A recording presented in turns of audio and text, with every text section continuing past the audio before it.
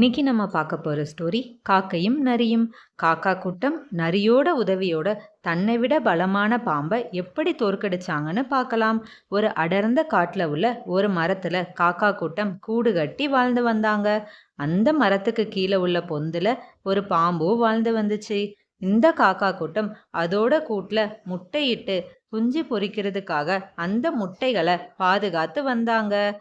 காக்கா கூட்டம் இரை தேட போனதுக்கு அப்புறம் மரத்துக்கு கீழே இருக்கிற பாம்பு மரத்து மேலே ஏறி அந்த முட்டைகளை சாப்பிட்டு வந்துச்சு. இது வழக்கமா தொடரவும் செஞ்சது. இதனால காக்காய் எல்லாம் சோகமா இருந்தது. பாம்பு தன்னை விட பலசாலியா இருக்கிறதால அதோட சண்டை போடுறதுக்கு பதிலா இந்த மரத்தை விட்டு வேற இடத்துக்கு போலாமான்னு ஆலோசனை பண்ணிக்கிட்டு இருந்தாங்க. அப்போ அந்த வழியா ஒரு நரி வந்துச்சு. நரிக்கிட்ட, நீதான் ரொம்ப தந்திரமான விலங்காச்சே, இந்த பாம்பு தொல்லையிலிருந்து விடுபட ஏதாவது யோசனை சொல்லுன்னு கேட்டாங்க.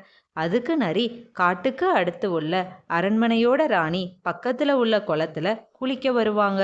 அவங்க நகையை கழட்டி வைக்கும்போது அதிலிருந்து ஒன்றை எடுத்துட்டு வந்து பாம்பு பொந்து மேல போட்டா போதும். அரண்மனை காவலர்கள் வந்து பாம்பை துரத்திட்டு நகையை எடுத்துட்டு போயிடுவாங்கன்னு சொல்லுச்சு.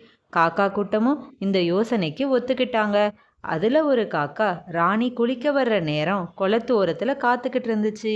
ராணி நகைய கழட்டி வைக்கும்போது வளையலை எடுத்துக்கிட்டு பறந்துருச்சு.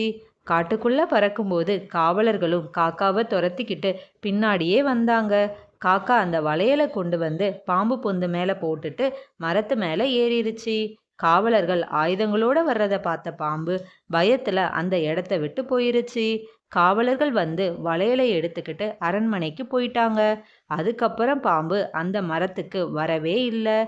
காக்கா கூட்டம் ரொம்ப சந்தோஷமா அந்த மரத்துல வாழ ஆரம்பிச்சாங்க. யோசனை சொன்ன நரிக்கு நன்றியும் சொன்னாங்க. இதிலிருந்து நம்ம தெரிஞ்சுக்கிறது என்னதுன்னா, நம்மளோட எதிரி நம்மளை விட பலசாலியா கூட இருக்கலாம். அவங்கள ஜெயிக்கிறதுக்கு நம்ம அறிவை யூஸ் பண்ணா போதும். Thanks for watching. Subscribe for more stories.